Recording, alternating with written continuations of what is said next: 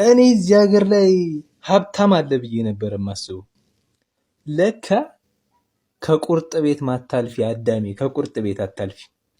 ከባንክ ተበድረሽ መኪና ትገዣለሽ፣ ከተማ ውስጥ ጨረር ስትለቁ ነው የምትውሉት። ምንም እኛ ድሆች ልንሳቀቅ አይገባንም። በቃ ልዩነታችን ምንድን ነው? እነሱ ደፍሮ ከባንክ ይበደራሉ፣ እኛ ድፍረቱ የለንም።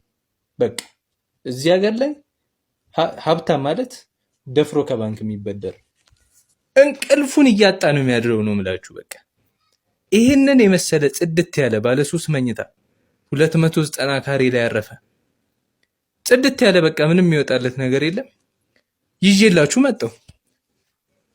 እዚህ ሀገር ከፍተኛ ሀብታም የሚባለው 20 ሚሊዮን ነው አቅሙ ማለት።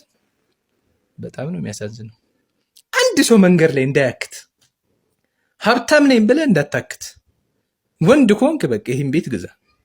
ይህንን የመሰለ ጽድት ያለ ባለ 3 መኝታ ሙሉ ለሙሉ የተጠናቀቀ አሚኒቲ የተሟላለት ባካፕ ጀነሬተር፣ የከርሰ ምድር ውሃ፣ ፕሮግራም ማዘጋጀት ከፈለክ የምታዘጋጅበት ስፍራ፣ ጂም፣ ስፓ፣ ከላይ ቴራስ ላይ ፕሌይግራውንድ አለ። ጫካ ፕሮጀክት እያየህ ከተማ መገናኛ ቦሌ 22 እያየህ ምንም እንከን የሚወጣለት ነገር የለም።